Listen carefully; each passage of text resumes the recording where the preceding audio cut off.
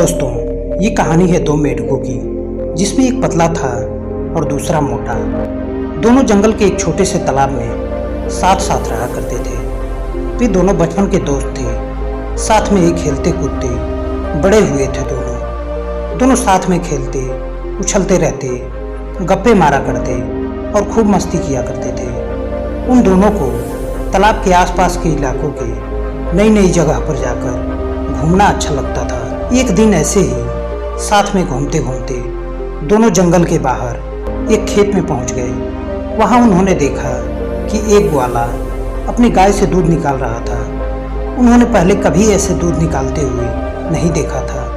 ग्वाले ने दूध निकालकर एक बाल्टी में भर कर रख दिया। वे दोनों मेढक बहुत आश्चर्य में थे, क्योंकि उन्होंने आज से पहले ऐसा कभी भी नहीं देखा था। उन्होंने तो जंगल में केवल तालाब का गंदा पानी ही देखा था।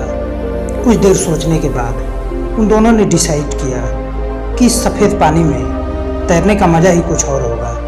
और यह सोचकर उन दोनों ने एक साथ बाल्टी में छलांग लगा दी। बाल्टी के अंदर पहुंचते ही दोनों देखते हैं, अरे वाह, सफ़ेद पानी!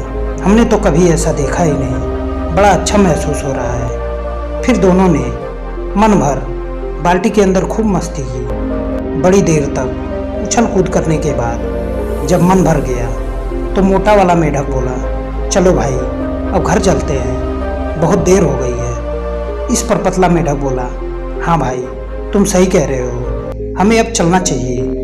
वे दोनों मेढक उस दूध वाली बाल्टी से बाहर निकलने के लिए जैसे ही छलांग लगाते, दूध की चिकनाई की वजह से वह फिसल कर बाल्टी के अंदर पहुंच जाते। उन्होंने फिर दोबारा से छलांग मारकर बाल्टी से बाहर निकलने का प्रयास किया, पर इस बार भी वह दोनों मेढक असफल रहे। इस तरह वह जब भी बाल्टी से बाहर जाने की कोशिश करते, हर बार फिसलकर नीचे की तरफ आ जाते।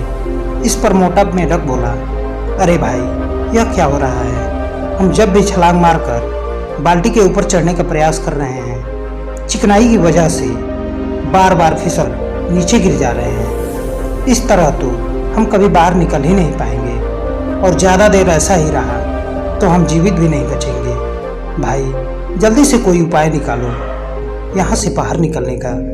पतला मेढक बोला, हाँ भाई, तुम सही कह रहे हो, लेकिन सिर्फ प्रयास करने के अलावा हमारे पास और कोई उपाय भी नहीं है। बाल्टी बहुत बड़ी होती है। तमाम प्रयास के बाद वे दोनों काफ़ी थक भी चुके होते हैं। कुछ देर आराम करने के बाद दोनों बाल्टी के किनारे से छलांग लगाकर बाहर निकलने की कोशिश करने लगते हैं, लेकिन बहुत अधिक फिसलन की वजह से अधिक समय तक टिक नहीं पाते और तुरंत फिसलकर नीचे गिर जाते हैं। तमाम कोशिश के बाद अब मोटा मेढक हिम्मत हार कर बैठ जाता है।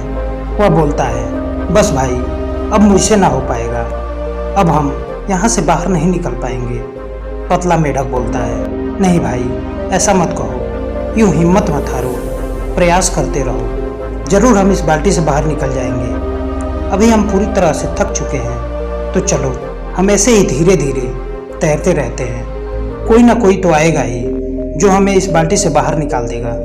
इस तरह दोनों मेढक काफ़ी देर तक तैरते रहते हैं। कुछ घंटे बीतने के बाद भी जब कोई नहीं आता तो मोटा मेढक पूरी तरह उम्मीद खो बैठता है। दोनों मेढक काफ़ी थक गए होते हैं। मोटा मेढक बोलता है, भाई, मैं और तैर नहीं पाऊंगा, कई घंटे से तैरते तैरते मैं थक चुका हूँ। इस पर पतला मेढक बोला, भाई देख, अगर तू तैरना बंद कर देगा तो डूब जाएगा और कुछ देर में सांस रुक जाएगी और तू मर जाएगा।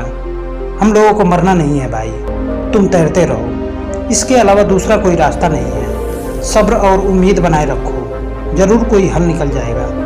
मोटा मेढक थोड़ी देर और तैरता है, फिर कहता है, भाई देख, हम दोनों साथ में रहे, आपस में बहुत मस्ती की, लेकिन मुझे लगता है आज यह सब खत्म होने वाला है, क्योंकि अब मैं हार चुका हूँ। हो सकता है कि आज मेरी ज़िंदगी का आखिरी दिन हो। अब मैं और मेहनत नहीं कर सकता, मैं और तैर नहीं सकता, आज शायद मैं डूब कर मर जाऊँगा।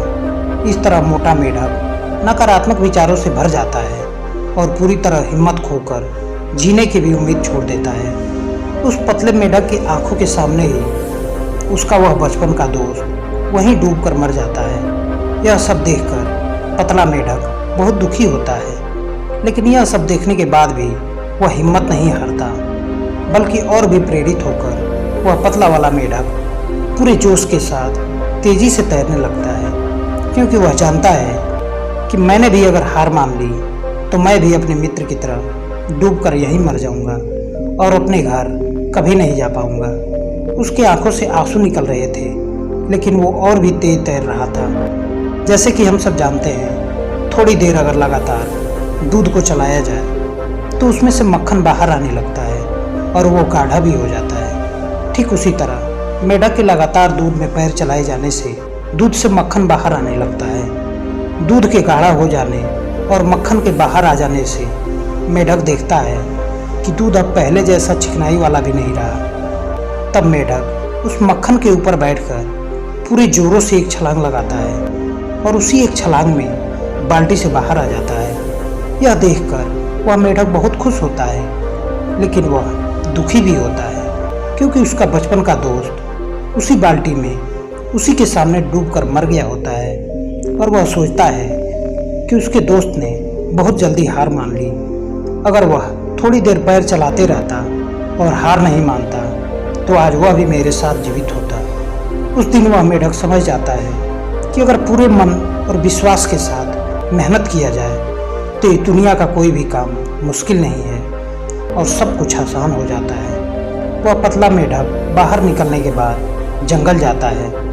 जंगल में जाने के कुछ दिनों के बाद वह मेढक एक लेडी मेढक के साथ शादी कर लेता है। शादी के बाद उसके बच्चे होते हैं और वह अपने बच्चों का नाम अपने उस मोटे मेढक दोस्त के नाम पर रख लेता है और रोज अपने बच्चों को यही कहानी सुनाता है और उन्हें प्रेरित करता है। दोस्तों, इस कहानी से हमें यही सीख मिलती है कि अगर आप किसी भी चीज़ को दिल से चाहो तो पूरी कायनात उस चीज़ से मिलाने की कोशिश करती है।